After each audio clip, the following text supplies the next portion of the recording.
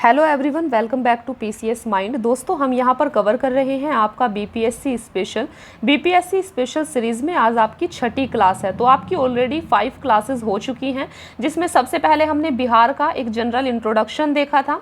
उसके बाद हमने बिहार की हिस्ट्री को समझा था। बिहार की हिस्ट्री को हमने 3 भाग में बांट कर पढ़ा है: प्राचीन काल का बिहार, मध्यकालीन बिहार, आधुनिक काल का बिहार। तो बिहार की हिस्ट्री के बाद हमने बिहार के भूगोल को समझा है और आज की क्लास में हम कवर करने वाले हैं बिहार की अर्थव्यवस्था, बिहार की इकोनॉमी के बारे में हम समझने वाले हैं। देखिए, तो यहाँ पर आप इस मैगजीन का इंडेक्स देख सकते हैं। ये इस मैगजीन का इंडेक्स है, जिसमें सबसे पहला चैप्टर था आपका बिहार सामान्य परिचय, जो हमारा हो चुका है। दूसरा चैप्टर था बिहार का इतिहास, तो ये भी हमारा सारा कवर हो चुका है। इस पर आपकी 3 क्लासेस आई हैं। फिर नेक्स्ट था बिहार का भूगोल। बिहार का भूगोल भी हमारा कवर हो चुका है। आपको इस बिहार के भूगोल पर सिर्फ एक वीडियो में ये सब कवर कर दिया गया है। तो आज की क्लास में हम पढ़ने वाले हैं बिहार की अर्थव्यवस्था के बारे में, बिहार की इकोनॉमी के बारे में।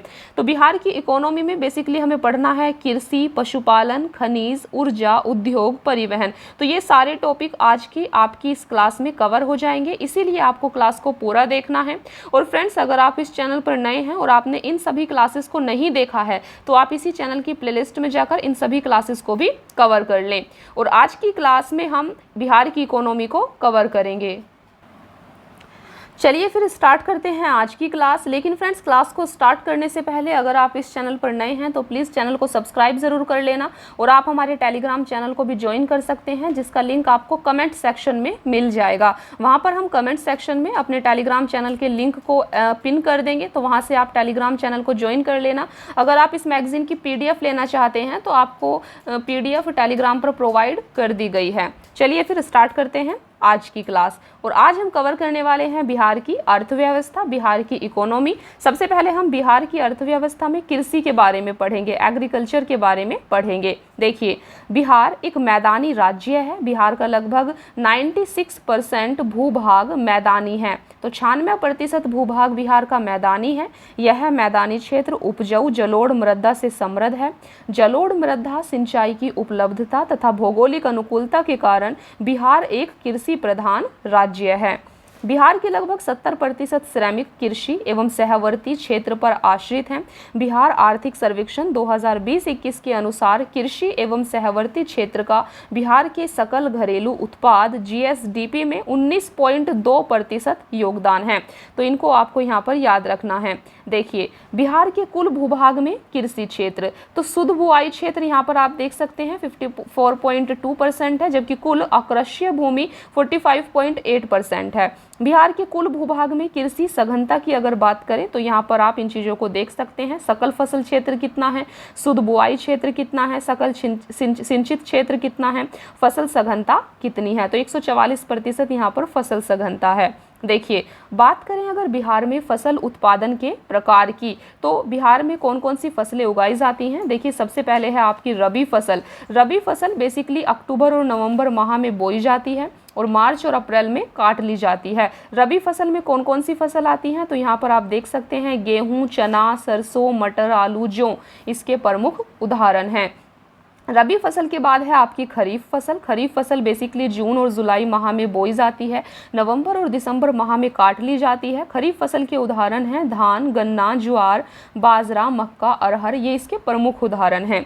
नेक्स्ट है आपकी जायद फसल। जायद फसल देखिए, यह रबी एवं खरीफ फसल के बीच के 2-3 माह में उपजाई जाने वाली फसलें हैं। यह अप्रैल और मई में बोई जाती है, जून जुलाई में काट ली जाती है। जायद फसल के उदाहरण हैं मक्का, जूट, मरुआ, तरबूज, ककड़ी, मूंग, लोबिया, पत्तेदार सब्जियां आदि इसके प्रमुख उदाहरण हैं। तो आपको याद रखना है इन फसलों के बारे में, कौन सी फसल किसका उदाहरण है। देखिए, बिहार में सर्वाधिक उपजाई जाने वाली फसल चावल, धान है। दूसरी प्रमुख फसल गेहूं है। प्रमुख फसल उसके उत्पादक एवं उत्पादकता वाले जिले, तो आपको याद रखना है कौन सी फसल कहां पर उगाई जाती है। देखिए, सबसे पहले फसल है आपकी चावल। तो सर्वाधिक उत्पादन वाला जिला और सर्वाधिक उत्पादकता वाले जिले, देखिए तो चावल सबसे ज़्यादा कहाँ पर होता है, रोहतास जिले में होता है बिहार के, और पश्चिमी चंपारण जिले में होता है। गेहूं कहाँ पर होता है सबसे ज़्यादा, रोहतास जिले में और बेगूसराय में होता है। मक्का कहाँ पर होती है, कटिहार और अररिया में होती है। दलहन कहाँ पर होती है, पटना और जहानाबाद में सबसे ज़्यादा दलहन होती है। तो ये है सर्वाधिक उत्पादन और उत्पादकता वाले ज़िले जिनको आपको याद रखना है। देखिए उत्पादन की दृष्टि से बिहार के प्रमुख 3 फल क्रमशः केला, आम और अमरूद हैं। बिहार में सर्वाधिक लीची उत्पादन मुजफ्फरपुर में होता है। तो अगर आपसे पूछा जाए कि बिहार में सर्वाधिक लीची उत्पादन कहाँ होता है, तो ये मुजफ्फरपुर जिले में होता है, इसको आपको याद रखना है। बिहार में सर्वाधिक गन्ना उत्पादन पश्चिम चंपारण में होता है। तो गन्ना उत्पादन सबसे ज़्यादा कहाँ होता है, पश्चिमी चंपारण में। इन पॉइंट्स को आपको ज़रूर याद रखना है। बिहार में सर्वाधिक चाय उत्पादन किशनगंज में होता है। तो किशनगंज में सबसे ज़्यादा चाय उत्पादन होता है। बिहार में सर्वाधिक जूट उत्पादन पूर्णिया में होता है। बिहार में 2020-21 में कुल खाद्यान्न उत्पादन 17.952 लाख टन अनुमानित है। बिहार में कृषि एवं सहवर्ती क्षेत्र में 2016-17 से 2020-21 के दौरान 2.1% की दर से वृद्धि हुई है। बिहार भारत के कुल खाद्यान्न उत्पादन का लगभग 6.6% उत्पादन करता है। वर्ष 2012 से अब तक बिहार राज्य को 5 बार कृषि कर्मण पुरस्कार मिला है। देखिए तो ये इम्पोर्टेंट है, ये काफ़ी बार यहाँ से क्वेश्चन पूछा गया है कि बिहार राज्य को 5 बार कृषि कर्मण पुरस्कार मिला है। 2011-12 में मिला था चावल के लिए, 2012-13 में मिला था गेहूं के लिए, 2015-16 में मिला था मक्का के लिए, 2016-17 में मक्का के लिए, 2017-18 में गेहूं के लिए मिला था। तो ये आपको याद रखना है कौन से वर्ष किस चीज़ के लिए बिहार को कृषि कर्मण पुरस्कार दिया गया है। देखिए बिहार में कृषि के समग्र विकास के लिए राज्य सरकार द्वारा 3 कृषि रोड मैप का निर्माण एवं क्रियान्वयन किया गया है। प्रथम कृषि रोड मैप 2008 से 12 के लिए बनाया गया था, द्वितीय कृषि रोड मैप 2012 से 17 के लिए और तृतीय कृषि रोड मैप 2017 से 22 के लिए बनाया गया था। तृतीय कृषि रोड मैप का कार्यकाल 1 वर्ष बढ़ाकर 2023 किया गया है। तो इसको आपको याद रखना है। देखिए नेक्स्ट है आपका राज्य सरकार द्वारा कृषि से जुड़े सभी विभागों को साथ लेकर कृषि के समग्र विकास के लिए एक समिति का गठन किया गया है, जिसके अध्यक्ष बिहार के मुख्यमंत्री हैं। चौथे कृषि रोड मैप की तैयारी की जा रही है। देखिए अभी तक 3 कृषि रोड मैप हमने देखे, तो चौथे कृषि रोड मैप की तैयारी की जा रही है। इसका कार्यकाल 1 अप्रैल 2023 से 31 मार्च 2028 तक होगा। इस रोड मैप में जलवायु अनुकूल कृषि विविधीकरण आदि पर विशेष बल दिया जाएगा।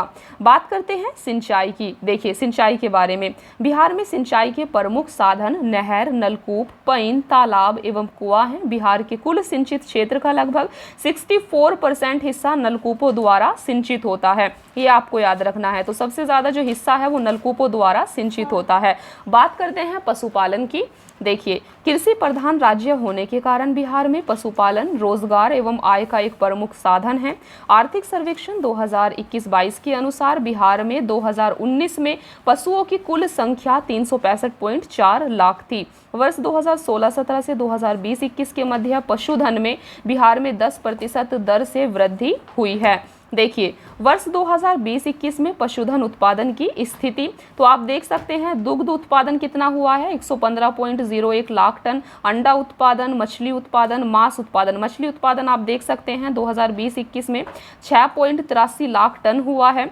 बिहार में पशुओं की संख्या, प्रतिशत और अग्रणी जिले भी आप देख सकते हैं। देखिए गाय और बैल आपका पूर्णिया में, भैंस आप देख सकते हैं यहाँ पर मधुबनी, बकरी अररिया में ज़्यादा मिलती हैं, मुर्गी और बत्तख कटिहार में मिलती हैं। चलिए बात करते हैं अभी खनिज की। तो अभी तक हमने कृषि, पशुपालन और आपका पशुओं के बारे में देखा। अभी हम बात करेंगे खनिज के बारे में। बेसिकली ये खनिज है। देखिए पृथ्वी की भूपर्पटी या भूगर्भ में प्राकृतिक रूप से पाए जाने वाले तत्वों या यौगिकों को खनिज कहते हैं। इन्हें भौतिक एवं रासायनिक गुणों के आधार पर धात्विक एवं अधात्विक में विभाजित किया जाता है।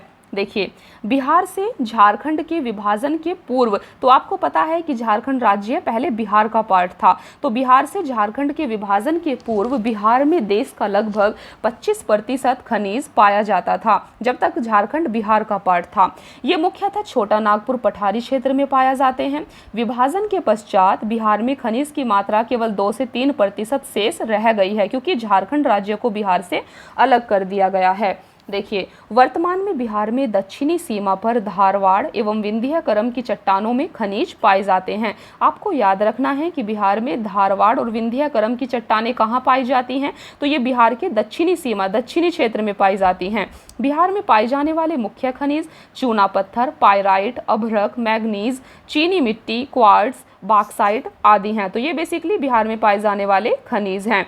चलिए बात करते हैं खनिज और उनके उत्पादक जिलों की। तो कौन सा खनिज कहाँ पर पाया जाता है, कौन से ज़िले में पाया जाता है, ये आपको याद रखना है।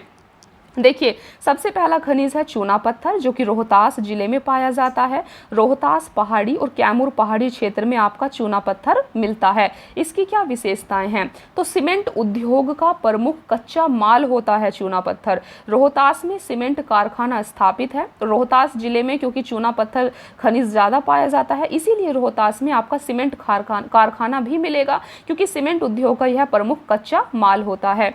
चीनी उद्योग में शुद्धिकरण के लिए उपयोगी होता है। इस्पात उद्योग के लिए भी उपयोगी होता है। तो ये है आपका चूना पत्थर के बारे में। नेक्स्ट खनिज है आपका पायराइट। देखिए, पायराइट भी आपका रोहतास में मिलता है। रोहतास में स्पेशली अमझोर एवं बंजारी क्षेत्र में ये पाया जाता है।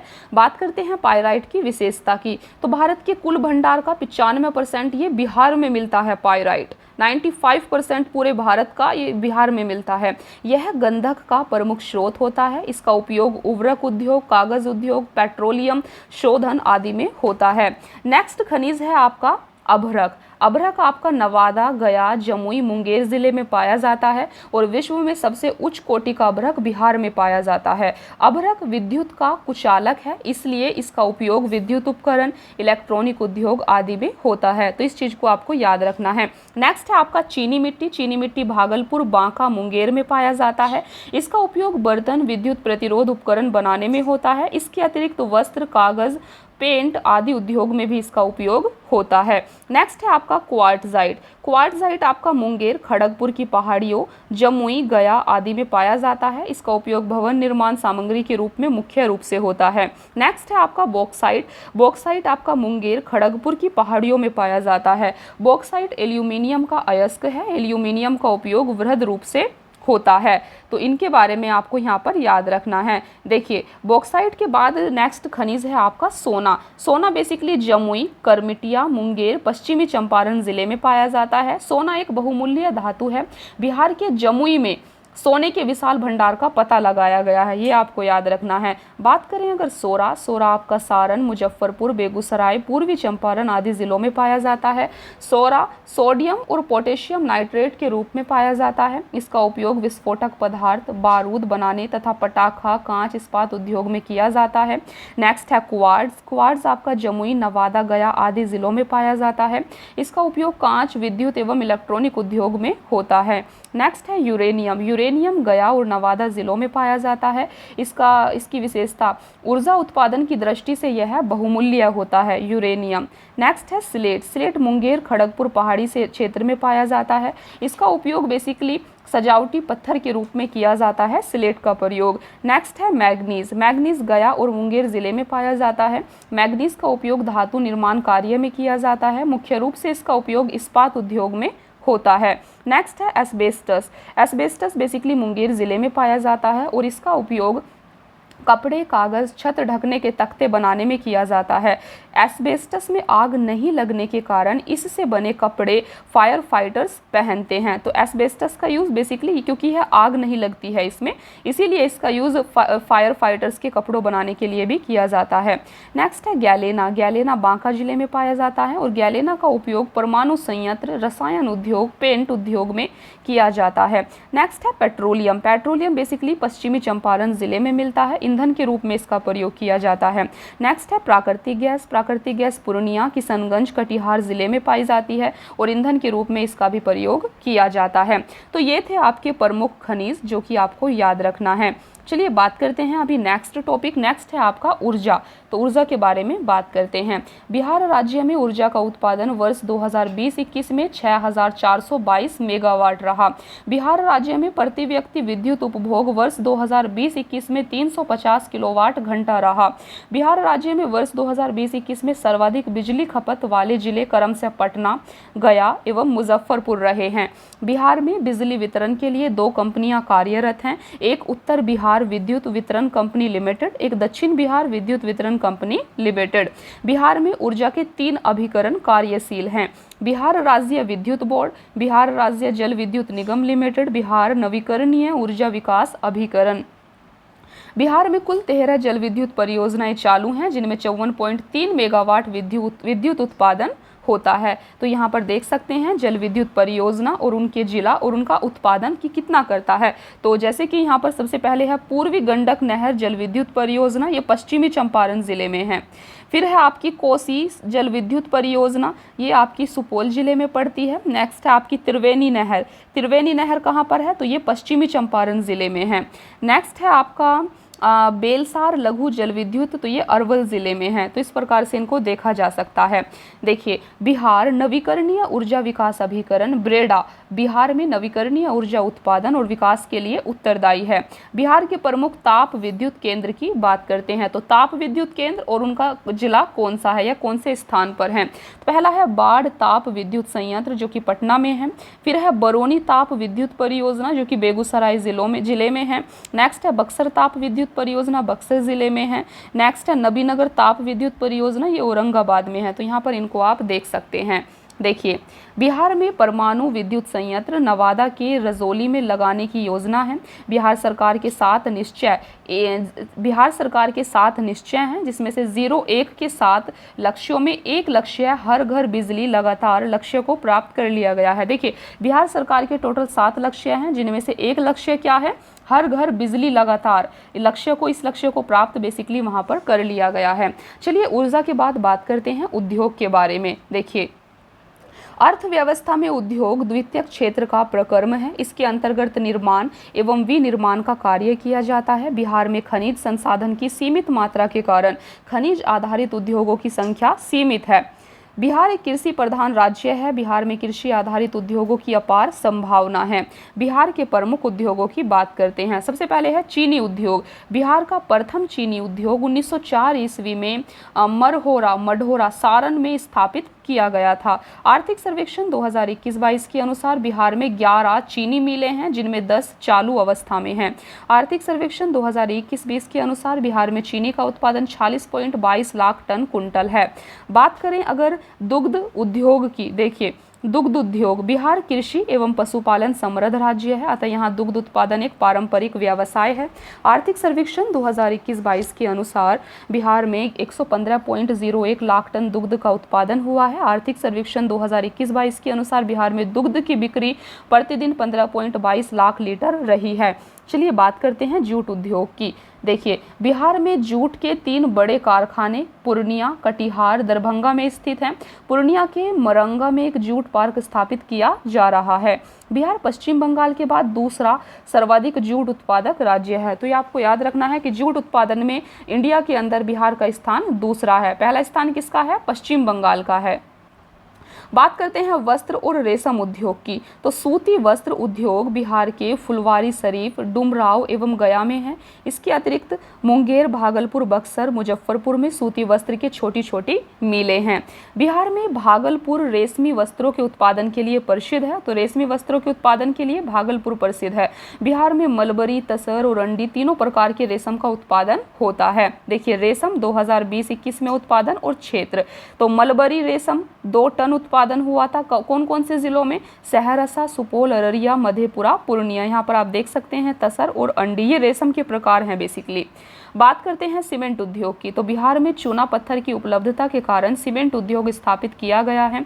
बिहार में डालमिया नगर और बंजारी, रोहतास में सीमेंट उद्योग स्थापित हैं। बात करते हैं कृषि उत्पाद उद्योग की। बिहार एक कृषि प्रधान राज्य है। बिहार में कृषि आधारित चीनी, जूट, इथेनॉल, चावल, खाद्य प्रसंस्करण, चमड़ा, लकड़ी, प्लाईवुड आदि उद्योग की वृहद संभावना है। बिहार में भागलपुर, बक्सर, कटिहार में 3 फूड पार्क स्थापित करने की स्वीकृति दी गई है। बिहार वर्तमान में देश में खाद्य उत्पादन में 7वें, सब्जी उत्पादन में 3रे और फल उत्पादन में 6ठे स्थान पर है। तो इन पॉइंट को आपको याद रखना है। बिहार मखाना उत्पादन में देश का प्रथम एवं एकमात्र राज्य है। लीची उत्पादन में बिहार देश में प्रथम स्थान पर है। कृषि रोड मैप 3 में खाद्य प्रसंस्करण उद्योगों को प्राथमिकता दी गई है। देखिए, बिहार में केंद्र सरकार द्वारा नियंत्रित सार्वजनिक उपक्रम, तो यहाँ पर कुछ उद्योग हैं और उनके स्थान हैं। जैसे कि आप देख सकते हैं, fertilizer corporation of India limited, ये बरौनी जिले में है।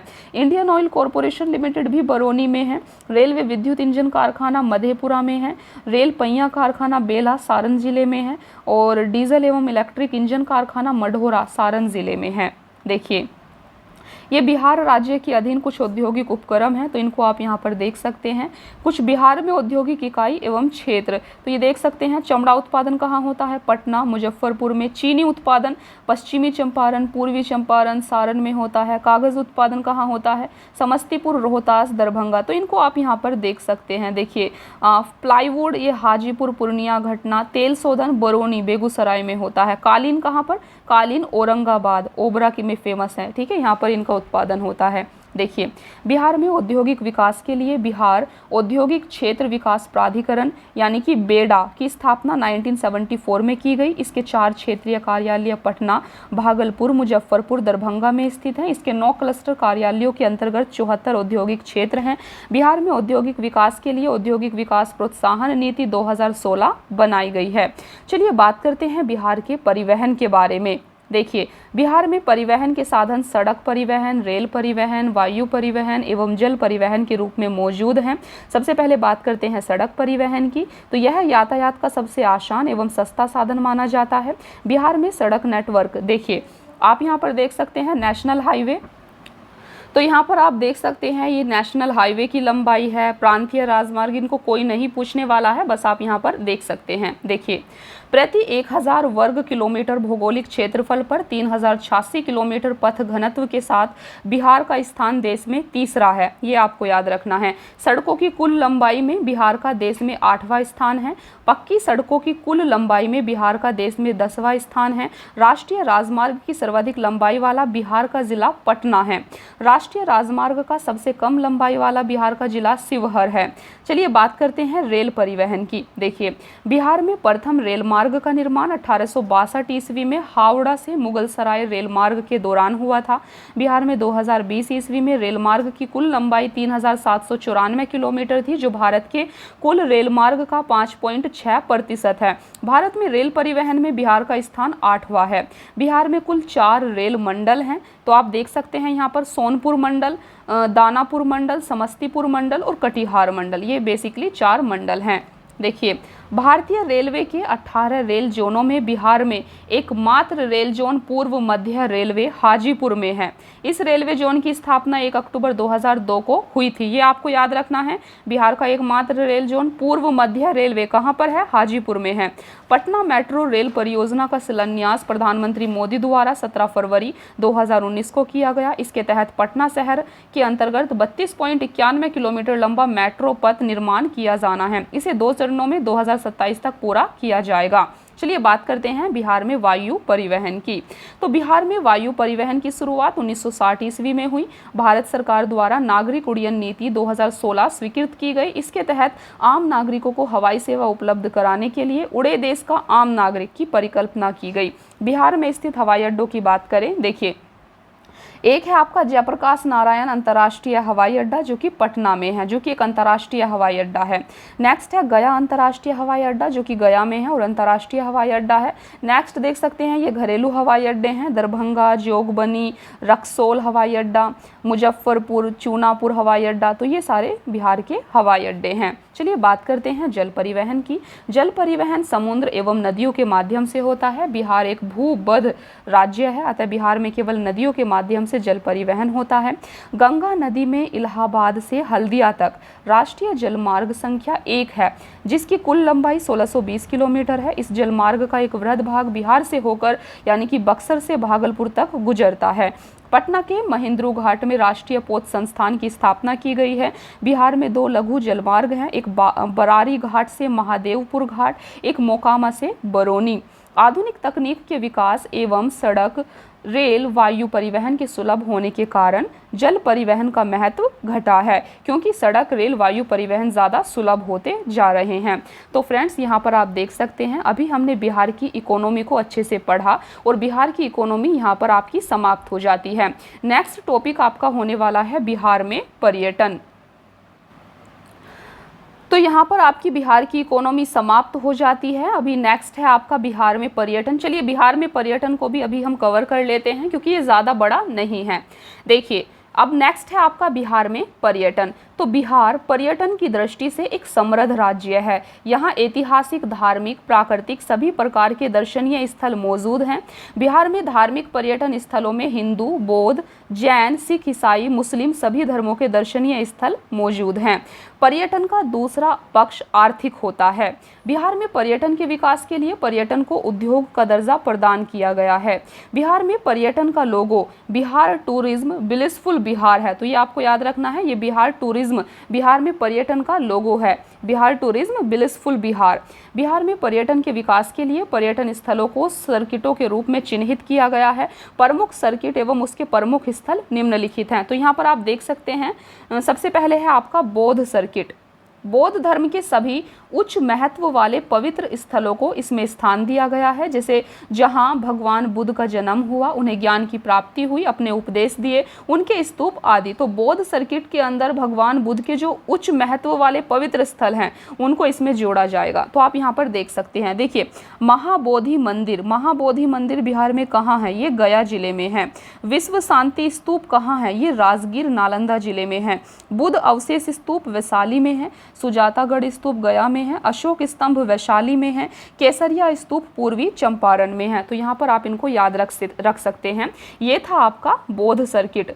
नेक्स्ट है आपका जैन सर्किट। चलिए जैन सर्किट को देखते हैं। तो बिहार 12वें तीर्थकर वासु पूज्य और 24वें तीर्थकर महावीर स्वामी का पवित्र जन्म स्थान है। बिहार में जैन धर्म से जुड़े कई धार्मिक पर्यटन स्थल मौजूद हैं। देखिए, जल मंदिर बिहार में पावापुरी नालंदा में है, जैन मंदिर लछुआर जमुई में है, जैन मंदिर कुंडलपुर में है और जैन मंदिर आपके कुंडग्राम वैशाली नालंदा में भी हैं। नेक्स्ट है आपका रामायण सर्किट। देखिए, रामायण सर्किट तो हिंदू धर्म और सनातन धर्म के विकास में बिहार का उल्लेखनीय योगदान रहा है। बिहार की पवित्र भूमि भगवान राम और माता सीता से संबंधित रही है। बिहार में हिंदू धर्म से संबंधित कई मंदिर एवं दर्शनीय स्थल मौजूद है। तो यहाँ पर आप देख सकते हैं, बात करें अगर सीता कुंड की, तो सीता कुंड बिहार के सीतामढ़ी जिले में है।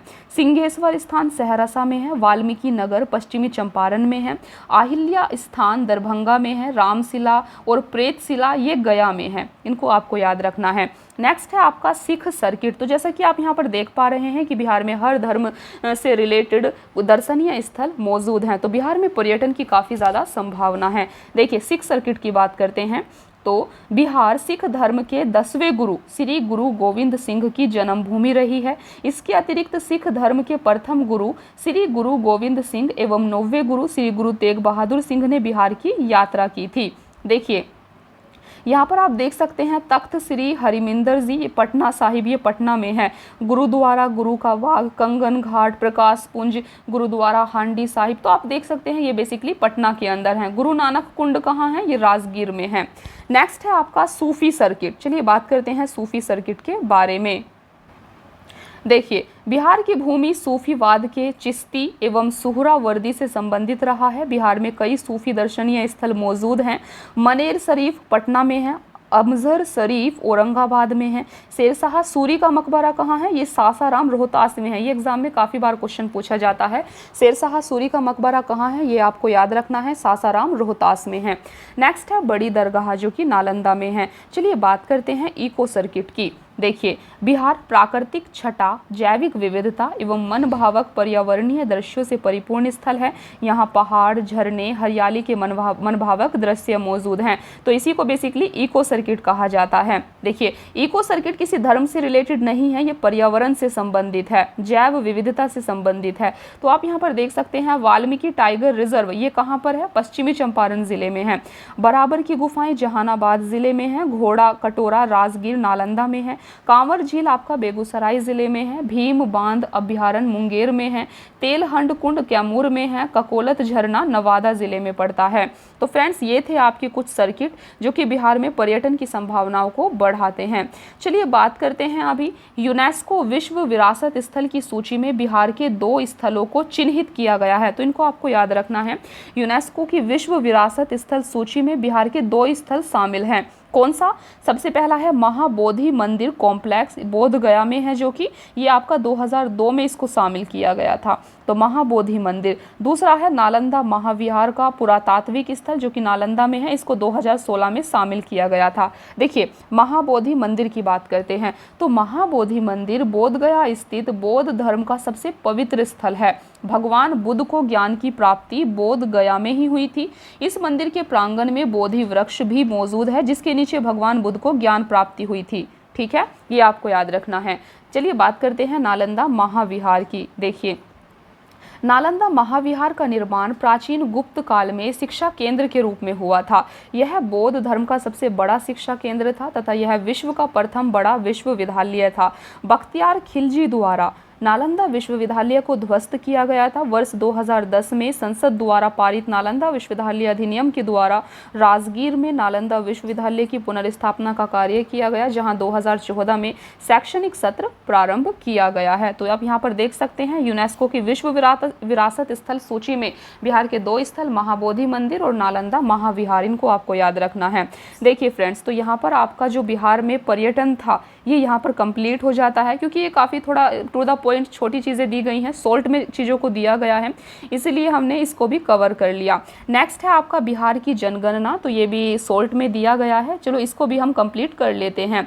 बिहार की जनगणना 2011 के अकॉर्डिंग यहाँ से भी काफ़ी सारे क्वेश्चंस आपके एग्जाम में पूछे जाते हैं। देखिए, बिहार की जनगणना के बारे में बात करते हैं तो भारत की पहली जनगणना 1872 ईस्वी में लॉर्ड मेयो के समय हुई थी।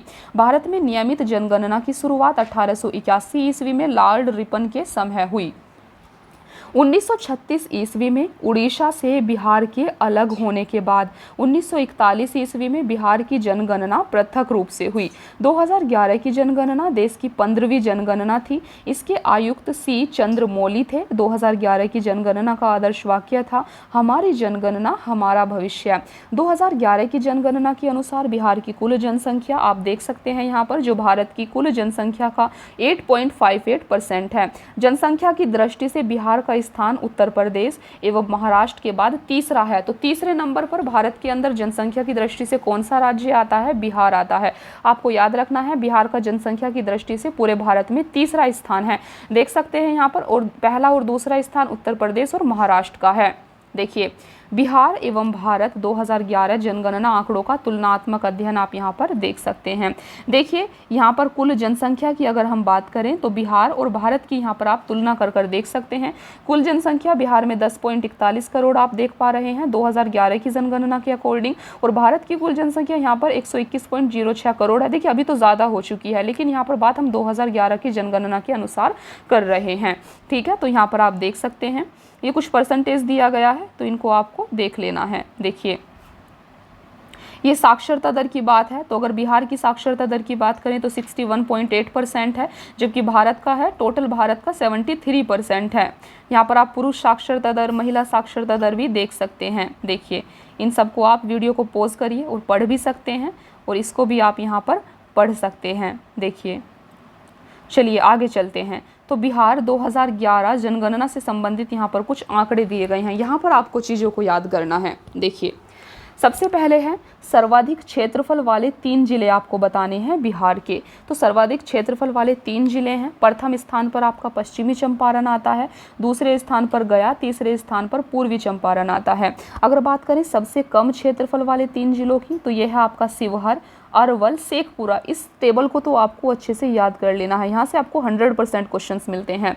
देखिए नेक्स्ट है सर्वाधिक जनसंख्या वाले 3 जिले आपको बताने हैं। तो सर्वाधिक जनसंख्या वाले 3 जिले हैं पटना, पूर्वी चंपारण और मुजफ्फरपुर में सबसे ज़्यादा जनसंख्या मिलती है। सबसे कम जनसंख्या वाले 3 जिलों की बात करें तो शेखपुरा, शिवहर और अरवल। यहाँ पर इनकी रैंक भी दी गई है, ये प्रथम स्थान पर है, ये दूसरे स्थान पर और ये तीसरे स्थान पर। तो सबसे कम जनसंख्या वाला जिला कौन सा है? शेखपुरा है। इसके बाद शिवहर और अरवल का स्थान आता है।